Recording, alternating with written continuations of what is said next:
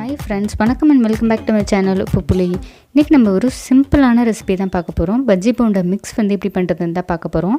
இந்த மிக்ஸ் இருந்துச்சுன்னா நீங்கள் எப்போல்லாம் உங்களுக்கு பஜ்ஜி போண்டா போடணும்னு நினைக்கிறீங்களோ அப்போல்லாம் ஈஸியாக நீங்கள் செஞ்சிடலாம். இந்த பஜ்ஜி போண்டா மிக்ஸுக்கு ஃபஸ்ட்டு நான் கடலை மாவு 1 கப் அளவுக்கு கடலை மாவு சேர்க்குறேன். கடலை மாவு பார்த்திங்கன்னா உங்களுக்கு பஜ்ஜி நல்லா சாஃப்டாகும். எவ்வளோ சேர்க்குறீங்களோ அதில் பாதி அளவு நீங்கள் அரிசி மாவு சேர்க்கணும். 1 கப்பு நான் இங்கே சேர்த்துருக்கேன்னா 1/2 கப் அளவுக்கு அரிசி மாவு சேர்க்குறேன். அப்போ தான் உங்களுக்கு கிறிஸ்பினஸும் இருக்கும்.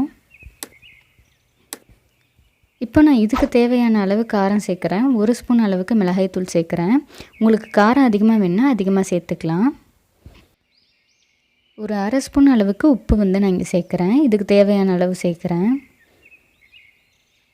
1/4 ஸ்பூன் அளவுக்கு பெருங்காயம் சேர்க்குறேன். சேர்த்துட்டு இது எல்லாத்தையும் நல்லா மிக்ஸ் பண்ணிவிட்டு ஒரு ஏர்டைட் கண்டெய்னரில் எடுத்து வச்சுக்கிட்டிங்கன்னா உங்களுக்கு எப்போல்லாம் தேவையோ அப்போல்லாம் யூஸ் பண்ணிக்கலாம்.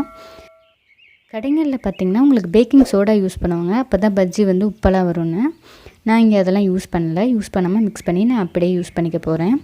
உங்களுக்கு அதிகமாக தேவைன்னா கொஞ்சம் அதிகமாக ப்ரிப்பேர் பண்ணி ஒரு ஏர்டைட் கண்டெய்னரில் ஸ்டோர் பண்ணி வச்சுக்கிட்டிங்கன்னா தேவையான அளவு மட்டும் அப்பப்போ எடுத்து யூஸ் பண்ணிக்கலாம். இந்த மிக்ஸ் பார்த்திங்கன்னா பஜ்ஜி போண்டா 2த்துக்குமே யூஸ் பண்ணிக்கலாம். இதை வச்சு எப்படி பஜ்ஜி போடுறதுங்கிறது அடுத்த வீடியோவில் நான் சொல்கிறேன். அவ்வளோதான், நம்ம ஹோம்மேட் பஜ்ஜி போண்டா மிக்ஸ் சூப்பராக ரெடி ஆகிடுச்சு. நீங்களும் இதை ட்ரை பண்ணி பார்த்துட்டு எப்படி இருந்ததுன்னு மறக்காமல் கமெண்ட் பண்ணுங்கள்.